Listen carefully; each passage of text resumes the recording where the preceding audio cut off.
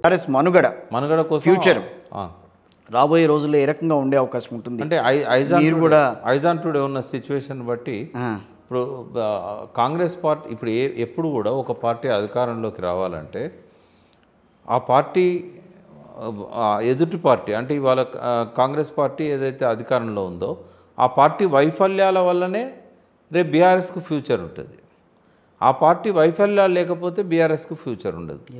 అంటే ఆ కాలం పోయింది. తమ బలంతో గెలిచే కాలం పోయింది. అవతలి వాడి బలహీనత పైన గెలిచే కాలం వచ్చింది.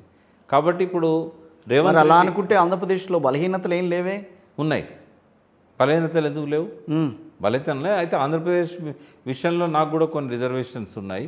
అక్కడ ఏమైనా ఈవీఎంలో మ్యానిపులేషన్ అయిందా అనేది ఒకటి సీరియస్ డౌట్ అయితే నాలాంటి వాడికి ఉంది. బట్ అది పరిష్కారమే మార్గం లేదు. ఎందుకంటే ఈవీఎంలో మ్యానిపులేషన్ను పట్టుకోగలిగే అవకాశం లేదు.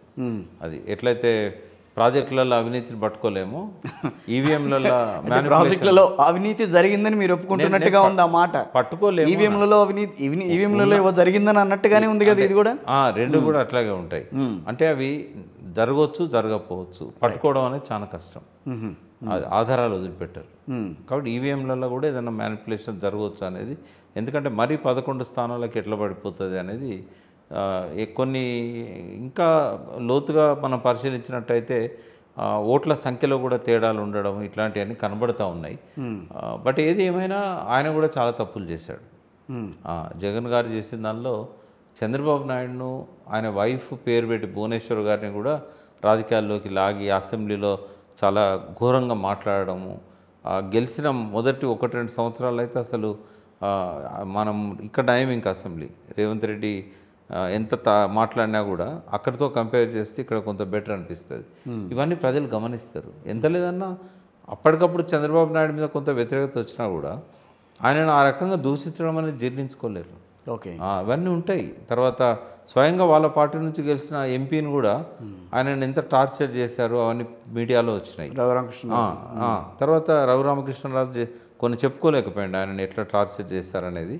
తర్వాత ఆయన ఒక్కనే కాదు కదా, నారాయణ గారిని తీసుకుపోయి ఎన్నో ఇవన్నీ మ్యాటర్ అవుతాయి. ఇంత కక్షపూరితంగా రాజకీయాలు ఉండకూడదు.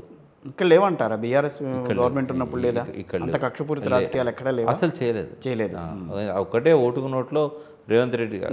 అది ఆయన థ్యాంక్స్ చెప్పాలి కేసీఆర్ గారికి. ఆయన ఇంట్లో ఫోటో కూడా రేవంత్ రెడ్డి కేసీఆర్ గారు ఫోటో పెట్టుకోవాలి. ఎందుకంటే కేసీఆర్ గారు ఆ రోజు అరెస్ట్ చేయకపోతే రేవంత్ రెడ్డి గారు లేరు.